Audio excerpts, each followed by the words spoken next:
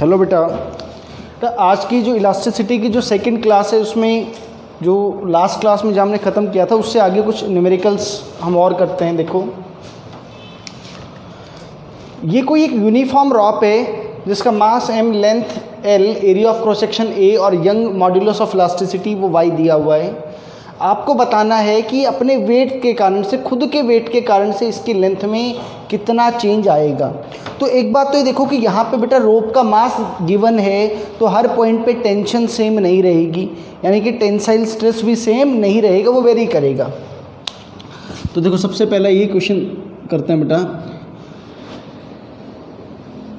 कि ये जो रोप है इसमें हमें कि ये एक छोटा सा डिफरेंशियल एलिमेंट मान लेते हैं बेटा, जिसकी ये विड्थ बेटा कितनी है, वो dx है और इसको यहाँ से x दूरी पे मान लिया है इसको, ठीक है। बॉटम से x डिस्टेंस के ऊपर मानना है बेटा, और इसमें जो टेंशन है वो मान ली कि इसमें टेंशन T है बेटा इस इंस्टेंट पर।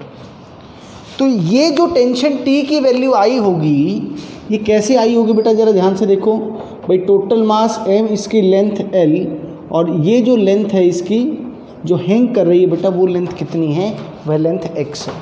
तो m/l इंटू एक्स, ये इसका क्या आ गया, ये उस इंस्टेंट के ऊपर टेंशन आ गई। तो सिर्फ इतना मास आया था, इसको g से भी मल्टीप्लाई करोगे उसका वेट ही तो आएगा। तो मास ही आ गया इंटू g, उसका वेट आ गया ये, ठीक है। अब ये जो आपने डिफरेंशियल एलिमेंट माना हुआ था बेटा, ये जो छोटा सा एलिमेंट है, इसके अबाउट तो मैं टेंशन को कांस्टेंट मान सकता हूँ कि वो ऑलमोस्ट क्या है, वो सेम ही है। इसकी ओरिजिनल लेंथ dx थी बेटा, मैं मान लेता हूँ कि इस लेंथ में जो चेंज आया, change in length of differential element, ये जो डिफरेंशियल एलिमेंट हमने लिया है इसका बेटा जो लेंथ में जो चेंज आया है वो dl हमने मान लिया, ठीक है।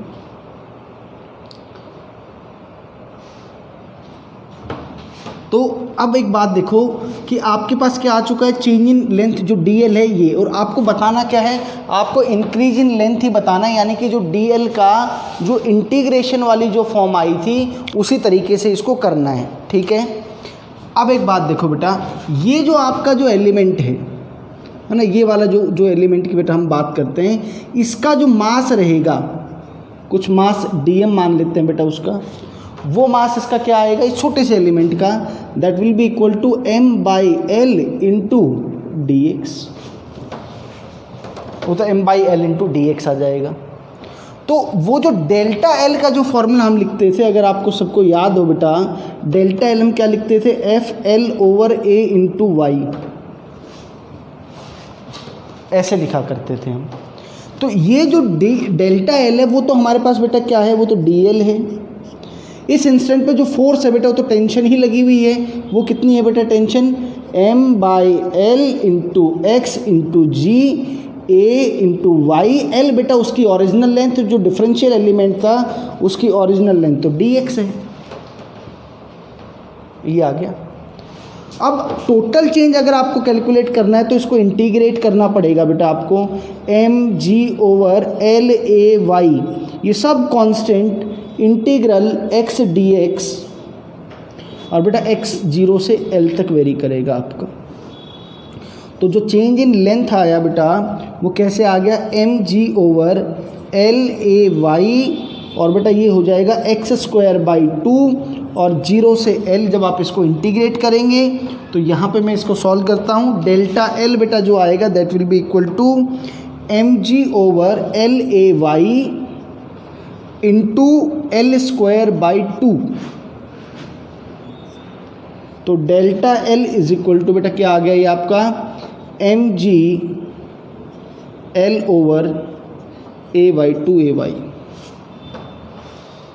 ये आ गया।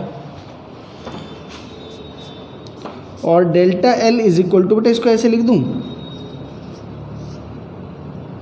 mg/2a into l/y। ये mg/2a क्या चीज़ है, this is force per unit area, यानी कि ये mg/2 कहाँ आपको टेंशन मिल रही होगी, मिड पॉइंट पे। This is the stress eight stress at mid point,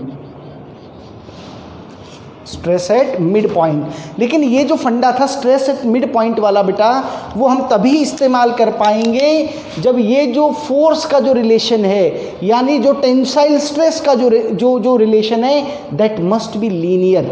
अगर लीनियर है तो मैं डायरेक्टली बात बोल सकता हूँ कि सर ये क्या आएगा, स्ट्रेस एट मिड पॉइंट को मल्टीप्लाई कर दो L/Y से, जो नॉर्मल फॉर्म होती है उससे आप कर सकते हो। कर लो नोट, फटाफट से नोट करो बेटा।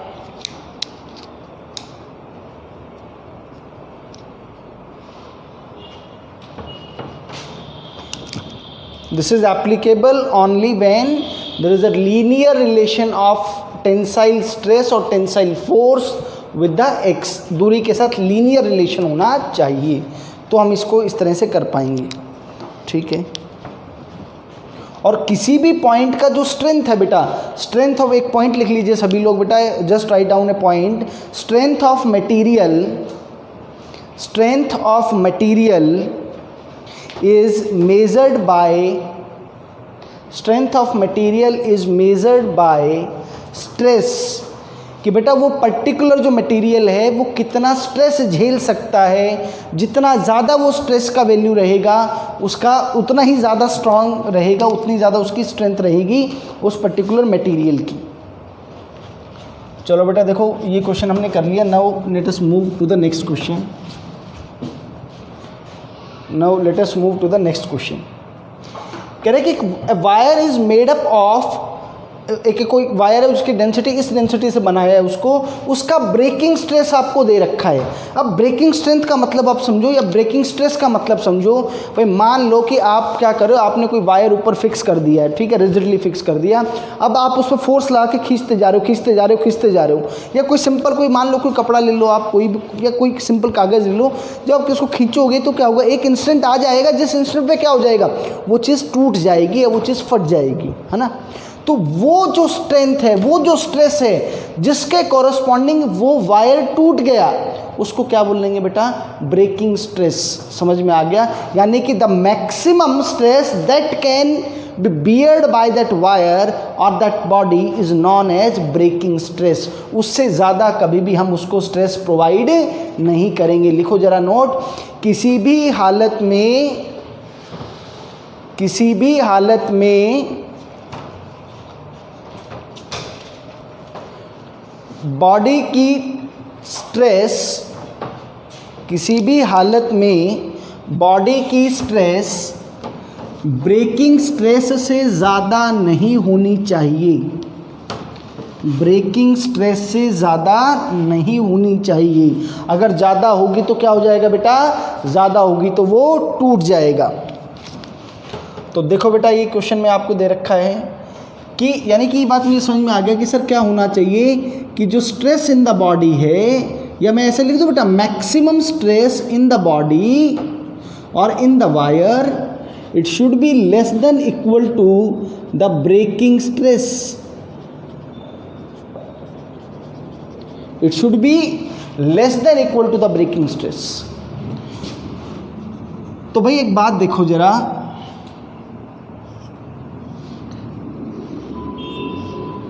कि अगर ये वायर था तो बेटा यहाँ पर at topmost point, at topmost point tension is maximum, ये बात हम जानते हैं। मैक्सिमम टेंशन तो टॉपमोस्ट पॉइंट पर ही आपको मिलने वाला है बेटा। तो यानी कि जो मैक्सिमम टेंशन रहेगी वो बेटा इसके वेट के बराबर हो जाएगी, mg के बराबर हो जाएगी वो।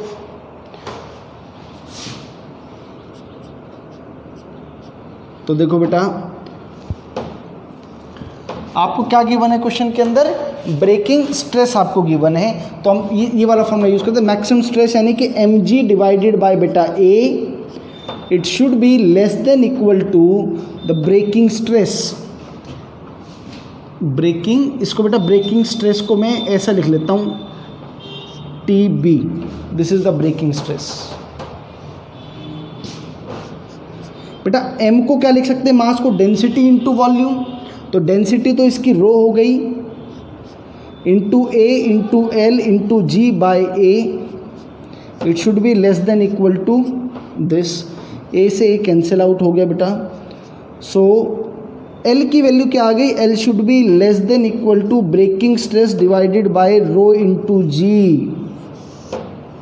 और क्योंकि हमें तो डेटा गिवन है बेटा, तो हमें लिख सकते हैं कि l should be less than equal to बेटा जो ब्रेकिंग स्ट्रेस आपको दे रखी है वो 10⁻6 दे रखी है, डिवाइडेड बाय डेंसिटी वो बेटा 3000 दे रखी है, और मुझे क्या चाहिएगा बेटा एक, अच्छा जी की वैल्यू वो 10 है, तो 1 2 3 4, तो ये कितना हो गया बेटा, l should be less than equal to 100/3 metre.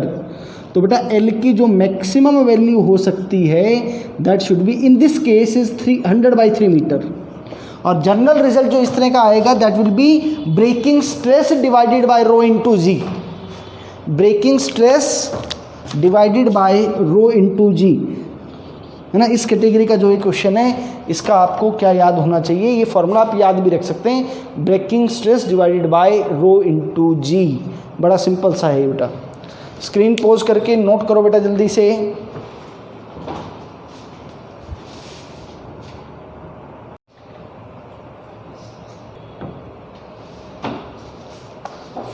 देखो बेटा ये क्वेश्चन है, इसमें एक ये रॉड है जिसकी लेंथ है मास m, area of cross section a और यंग्स मॉड्यूलस y, इसको ओमेगा से घुमा रहे हैं।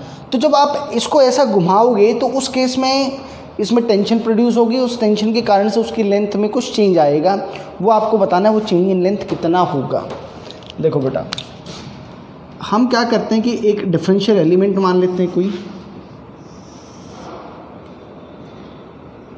ये एक छोटा सा एलिमेंट मान लिया बेटा, ठीक है। इसको यहाँ से x डिस्टेंस पे मानना है, बहुत छोटा सा एलिमेंट जिसकी विड्थ dx है, ये length x, total length l थी बेटा, तो ये जो बची हुई लेंथ थी l-x आ गई, dx is very very small, उसको नेग्लेक्ट कर सकता हूँ। इस पॉइंट पर है ना मेरे लिए ये एलिमेंट इम्पॉर्टेंट है बेटा। तो इस पॉइंट पर जो टेंशन जो होगी इस एलिमेंट के अंदर वो टेंशन T मान ली हमने, कितना टेंशन मान लिया वो T। तो देखो जरा क्या होगा, जरा मैं FBD बनाऊं तो, और आप जरा सोचो कि ऐसे रोड घूम रहा है, ये रोड ऐसे ऐसे घूम रहा है, तो बेसिकली मैं सिर्फ इतने पार्ट को अपने अंडर कंसिडरेशन लूँ तो इतने वाला पार्ट क्या कर रहा है, एक सर्कुलर मोशन के अंदर है, ये क्या कर रहा है अपने सर्कुलर मोशन के अंदर है। इतना जो पार्ट है बेटा, इतना जो पार्ट है, आप जरा सोचो कि इस तरफ टेंशन है बेटा इसकी, क्योंकि इस तरफ इसकी रिक्वायर्ड सेंट्रीपिटल एक्सेलरेशन होगी, तो ये टेंशन की डायरेक्शन होगी। तो tension will be equal to क्या लिखा जाएगा फॉर्मूला तो हिसाब से m⍵²r। This tension will provide the required centripetal force to rotate, इसको सर्कुलर मोशन में घूमने के लिए यही इसको सेंट्रीपिटल फोर्स प्रोवाइड करेगा, m⍵²r होगा। r इज द रेडियस जिसमें ये घूम रहा होगा, और m वो इसका मास होगा। तो एक एक करके चीज़ें निकालते हैं, थोड़ा सा क्वेश्चन एडवांस लेवल का है ना, हम इसका रिजल्ट भी डायरेक्ट याद रखेंगे, तरीका भी देखेंगे कि क्या अप्रोच है इसकी। तो मास जो m है बेटा कंप्लीट मास नहीं, वो सिर्फ इस रोड का मास है। तो टोटल मास m है, लेंथ l है, इतने पार्ट की लेंथ है l-x, तो l-x, ये बेटा m की वैल्यू आ गई, ओमेगा दे ही रखा है। अब जरा सोचो कि किस रेडियस में घूम रहा है, सेंटर ऑफ मास के फंडे से करना पड़ेगा, रिजिड बॉडी है, तो बेटा क्या किया जा सकता है कि इतने बॉडी का सेंटर ऑफ मास तो यहाँ माना जाएगा, यहाँ माना जाएगा, यानी कि ये ऐसे घूम रहा होगा इस सर्कल के अंदर, जिसका सेंटर कहाँ होगा, जिसका सेंटर यहाँ हिंज्ड पॉइंट पर होगा, ये रेडियस आएगा इतना दूरी। तो जरा देखो x तो ये है ही, और ये जो सेंटर ऑफ मास से दूरी आएगी कितनी आएगी, ये तो मुझे लगता है l-x/2 आएगी। तो इसकी यहाँ से दूरी कितनी हो गई बेटा, x + l-x/2। तो ये बेटा r इज इक्वल टू क्या आ गया, ये आपका 2x और l + x/2, ये रेडियस आ गया आपका। तो अब आप टेंशन की वैल्यू लिख पाओगे बड़े अच्छे से बेटा, m की जगह आप लिख दोगे m/l × l-x × ω² × l + x/2। So T is equal to, ये टेंशन बेटा डिफरेंशियल एलिमेंट पर भी है, डिफरेंशियल एलिमेंट बहुत छोटा है, तो जो यहाँ पर है वही डिफरेंशियल एलिमेंट पर भी टेंशन होगी, ध्यान रखना बेटा। तो T इज इक्वल टू बेटा क्या लिख दूँ, m/l इंटू ओमेगा स्क्वायर, और भाई इसको लिख देते हैं L square minus x square, और 2 ये हो गया ए प्लस बी ए माइनस बी। ये एक्चुअल में यही पार्ट थोड़ा सा मुश्किल होता है, टेंशन निकालने वाला पार्ट। ये टेंसाइल स्ट्रेस आ गया बेटा, ठीक है। इसके अंदर ये जो डिफरेंशियल एलिमेंट था इसमें change in length d l मान लिया, तो अब फॉर्मूला याद करो, delta l is equal to f into a over y, sorry f into l over a into y, ये होता है। डेल्टा एल जो मेरा ये जो डिफरेंशियल एलिमेंट था उसमें चेंज इन लेंथ बेटा वो डी एल है। ये टेंसाइल फोर्स वो टेंशन के बराबर है, m omega square l square minus x square divided by 2l, और एक l बेटा यहाँ इस वाले फार्मूले से ये आ गया y इंटू ए, इस l से ये कैंसिल आउट हो गया बेटा, और m omega square upon 2ay L square minus x square, बेटा ये इतना पार्ट हो गया। अच्छा बेटा सॉरी गड़बड़ होगी, एल इज़ द वो जो हमारा डिफरेंशियल एलिमेंट था उसकी लेंथ आएगी ना, वो तो डी एक्स थी, ये एल कैंसिल नहीं होगा, सॉरी। एग्ज़ाम में एक्चुअली इसी तरह की गलतियाँ होती हैं, बट वो पता लग जाएगा कि आप इसको इंटीग्रेट कैसे करोगे, तो you will get an idea. तो ये डी एल आ गया बेटा। अब आप अच्छा डी एक्स यहाँ पे ये लो ना, मतलब आसान, ये it's not a easy question, थोड़ा सा कैलकुलेशन है इसमें। अब भाई टोटल इसको इंटीग्रेट कर दो दोनों side, m omega square upon 2l l square minus x square d x, और लिमिट बेटा कहाँ से कहाँ जाएगी, वो 0 से l तक जाएगी। तो ये जो बेटा इस बार डेल्टा एल आएगा आपका, that will be equal to m omega square divided by 2l देखो ज़रा इसको इंटीग्रेट करो, l square x minus x cube by 3 0 से l, ठीक है बेटा।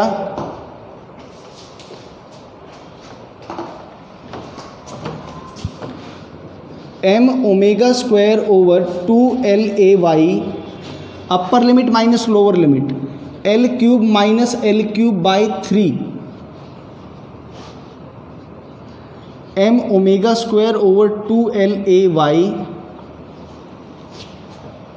ठीक है। ये बेटा क्या हो जाएगा, 3l क्यूब, ये हो गया 2l क्यूब बाई 3, एक l से ये कैंसिल आउट हो गया बेटा, और एक 2 से 2, तो ये आपका टोटल फाइनल आंसर आ गया, m omega square l square divided by बेटा 3ay। This is the answer to this question. Step by step अगर तरीके से करेंगे तो बढ़िया क्वेश्चन है, मज़ा आएगा इसको करने में, ना घबराना नहीं, तरीके से करो, प्यार से करो, इस क्वेश्चन को कर लो, नोट कर लो बेटा इसको।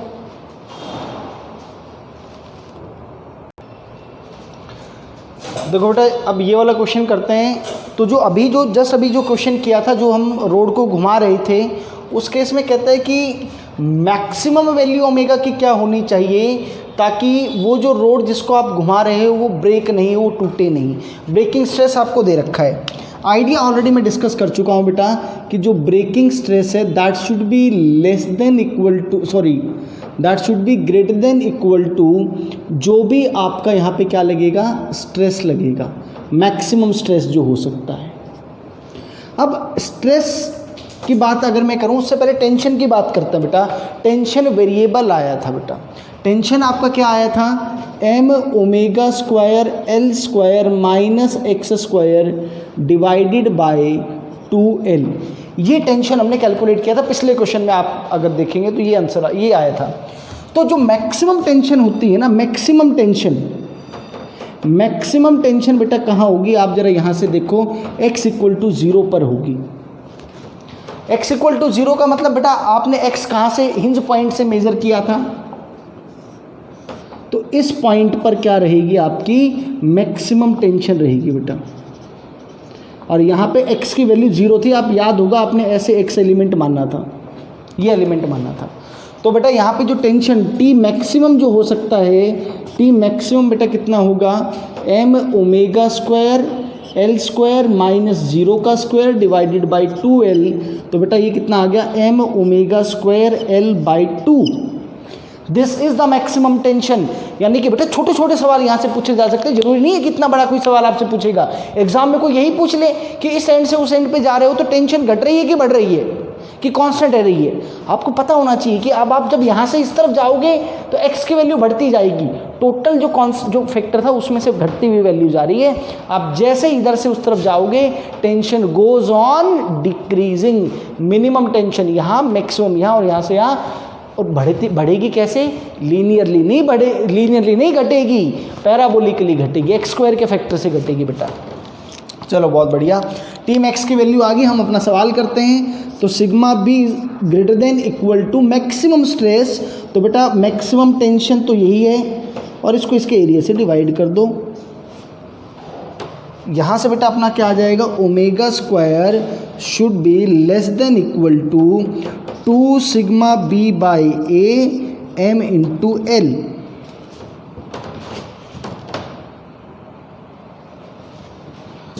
तो बेटा अब यहाँ से रूट लेंगे तो क्या आ जाएगा आपका, omega should be less than equal to under root of 2 sigma b a by m L.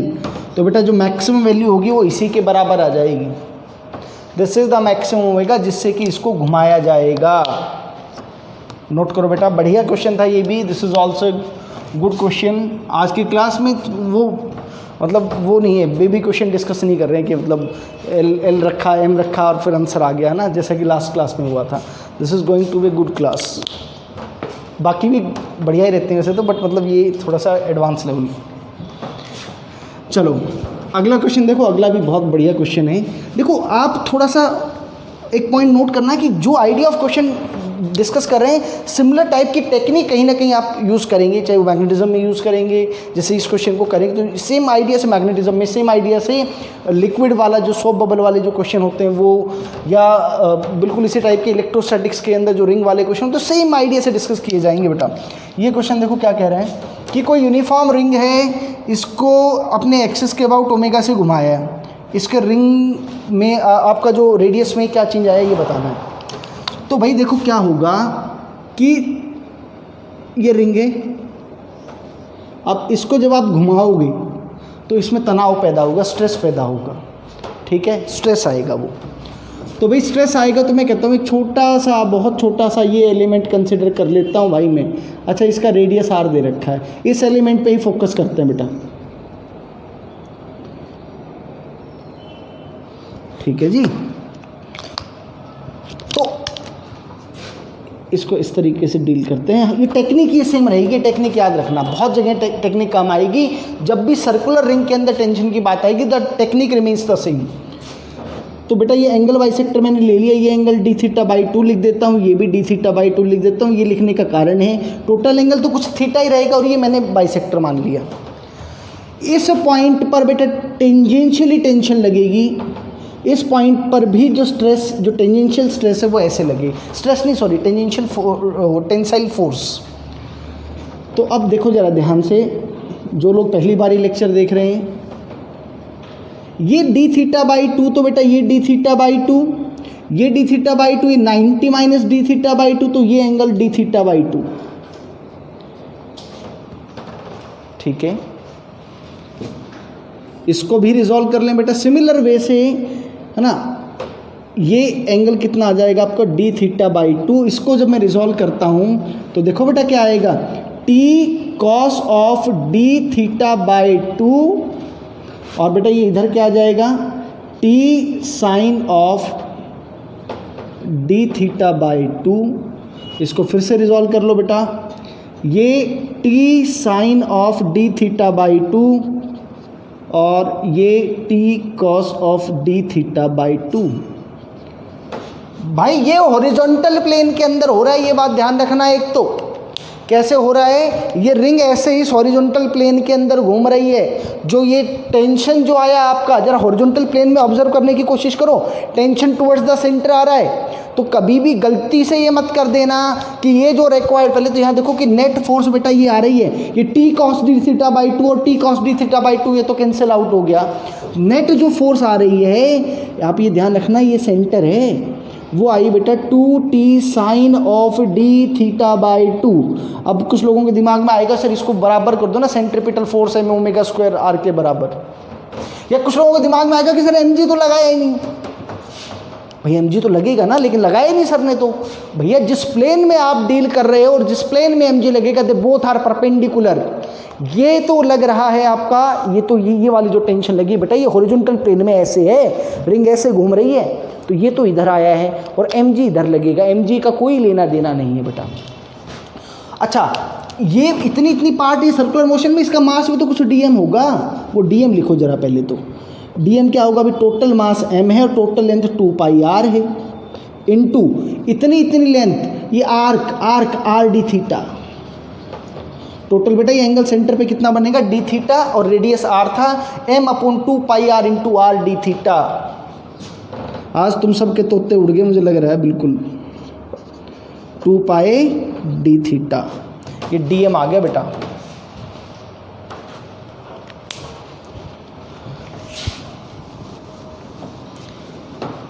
ये अब ये सब रब कर देता हूँ इधर से।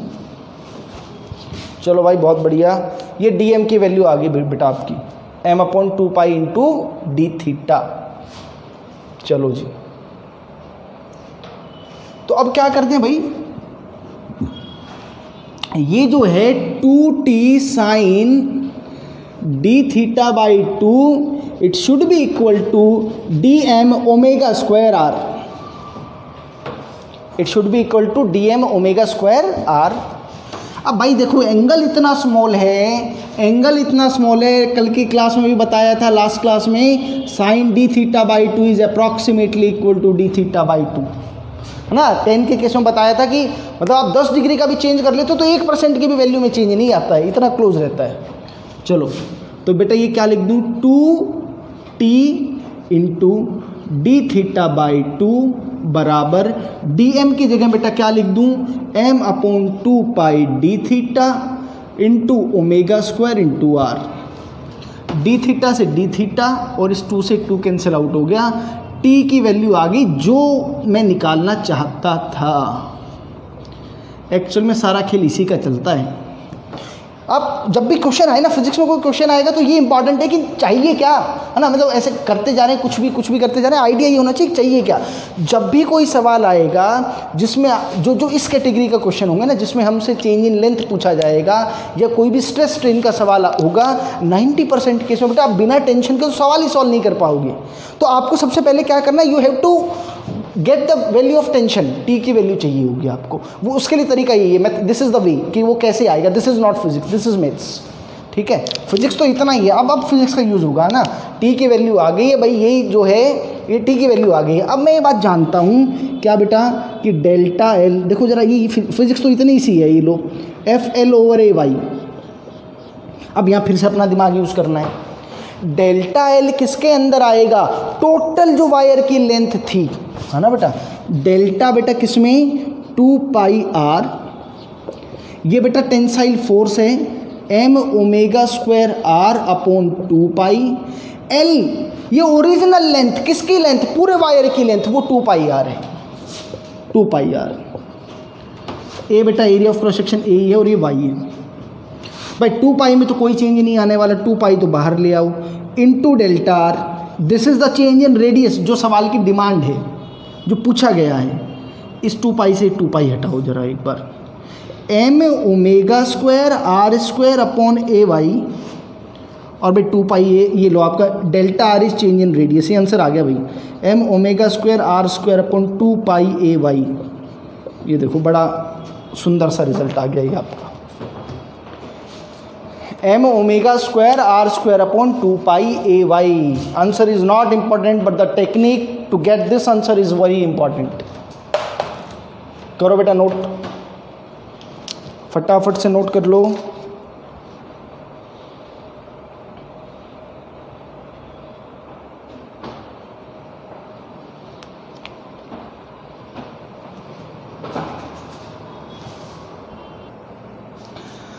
देखो बेटा ये कंपोजिट रॉड है ना, ये एक मटेरियल की रॉड है, ये दूसरे मटेरियल का रॉड है, दोनों की लेंथ अलग अलग है, एरिया ऑफ क्रॉस सेक्शन अलग अलग है, और इधर यहाँ बेटा एफ फोर्स लगा दिया है, ठीक है।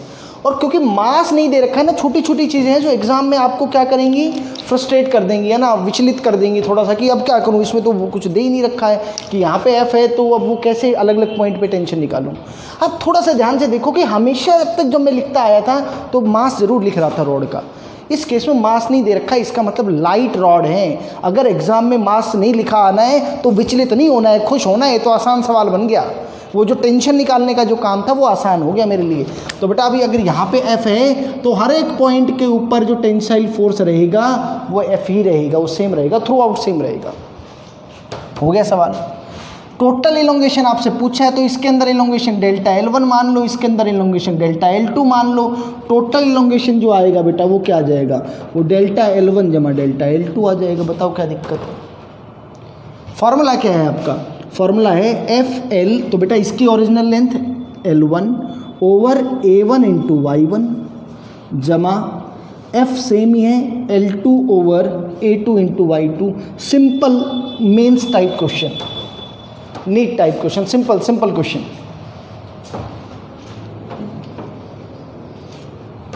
बस आइडिया ये था कि बस उस टाइम पे एग्जाम में ये स्ट्राइक करना चाहिए कि मास नहीं है, फोर्स जो है टेंसाइल फोर्स हर जगह सेम ही रहेगा, ठीक है। अगला क्वेश्चन भी बेटा देखो आसान सा क्वेश्चन है, लाइट स्ट्रिंग दे दिया है तो इसका मतलब इसके हर एक पॉइंट पे टेंशन सेम रहेगी, टेंशन निकालना पड़ेगा इस क्वेश्चन के अंदर, निकाल लो क्या दिक्कत है। ये तो ये mg बेटा, ये ऊपर टेंशन और ऊपर एक्सेलरेशन a, तो इक्वेशन क्या लिखें, t माइनस एम जी बराबर बेटा m इंटू ए, तो टेंशन आ गया स्ट्रिंग के अंदर m इंटू जी प्लस ए। हो गया सवाल। डेल्टा L आप कैसे लिखते हो बेटा, f into l over a into Y, जो यहाँ पे टेंसाइल फोर्स है वो तो कितना है बेटा m into g plus a, original length L a into y. हो गया सिंपल क्वेश्चन। फॉर्मूला हर जगह आप देखो कि दोनों ही क्वेश्चन में फॉर्मूला सेम था, आइडिया सिर्फ क्या है उसको सॉल्व कैसे करके लेके आनी, वो वैल्यू डिफरेंट। अगला क्वेश्चन देखते हैं, बढ़िया सा क्वेश्चन है ये भी, बढ़िया तो क्या है थोड़ा सा कैलकुलेशन। तो बेटा ये जो दो क्वेश्चन डिस्कस की दोनों इंपॉर्टेंट टाइप के क्वेश्चन है, थोड़े से ना एग्जाम में पूछे जा सकते हैं। देखो भाई, the length of metallic wire are L1 and L2। देखो बेटा एक वायर है, इसकी लेंथ L1 है, दूसरे की लेंथ L2 है भाई। और देखो मेटालिक वायर दे रखा है उसने और कुछ अलग अलग बात नहीं की, तो इसका मतलब बेटा ये मान लेना कि सेम वाई है दोनों के लिए, मटेरियल सेम है, अदरवाइज वो क्वेश्चन में वाई देता आपको। इसका मतलब वाई की वैल्यू सेम है, सेम मेटालिक वायर है, इट मीन्स ये है। तो जैसे कि थोड़ा सा प्रैक्टिस करोगे इससे धीरे धीरे आइडिया आ जाएगा आपको ना एग्जाम में किस तरह से अप्रोच करना है क्वेश्चन को, क्या चीज़ हिडन है वो हिडन नहीं है तो उससे क्या अप्रॉक्सीमेट करना है, क्या एजम्पशन करना है आपको। अच्छा ये L1 है बेटा, कह रहे इसमें टेंशन T1 और इसमें टेंशन जब T2 हो जाएगी तो आपको बताना है find the natural length of wire, यानी कि सेम ही वायर है बेटा, इसका मतलब ये है वायर सेम ही था, मैंने उसको दो अलग अलग केस बना लिए, वायर भी अलग नहीं, वो तो क्लियर ही हो गया क्वेश्चन के अंदर। आपको नेचुरल लेंथ बतानी है, वायर की नेचुरल लेंथ कितनी होगी। बेटा पहले वाले केस के अंदर अगर आप बात करोगे कि जो चेंज इन लेंथ आएगा डेल्टा L, मैं कहता हूँ कि लेट नेचुरल लेंथ बी, ये तो मुझे कैलकुलेट ही करना है, मैं कहता हूँ नेचुरल लेंथ L है बेटा, तो अब चेंज इन लेंथ कितना आया L1 माइनस L, पहले वाले केस में डेल्टा L1, तो डेल्टा L का फॉर्मूला कितना होता है एफ एल ओवर ए वाई। तो बेटा यहाँ से आप देखो कि y इज इक्वल टू आप क्या लिख सकते हो एफ एल ओवर ए डेल्टा L। F यहाँ पे T1 है, L क्या था ओरिजिनल लेंथ वो L ही है बेटा, area of cross section A है, डेल्टा L क्या लिख दोगे L1 माइनस L, ये एक इक्वेशन होगी बेटा। सिमिलरली जो दूसरे वाला जो केस है केस नंबर 2 बेटा, उसके अंदर जो चेंज इन लेंथ आएगा that will be equal to L2 minus l. तो उस केस में y इज इक्वल टू आप क्या लिखोगे, T2 into l over a into L2 minus L. और भाई दोनों के लिए यंग मॉड्यूलस सेम है तो इक्वेट कर दो दोनों इक्वेशंस को, T1L over A into L1 minus l, it should be equal to T2L over A into L2 minus l. ये आ गया बेटा, L से L कैंसिल आउट हो गया, A से A हो गया बेटा। तो T1 over L1 minus l is equal to T2 over L2 minus l. थोड़ा सा सिंप्लीफाई कर लेते हैं, T1 L2 minus T1 into l, T2 L1 minus l into T2,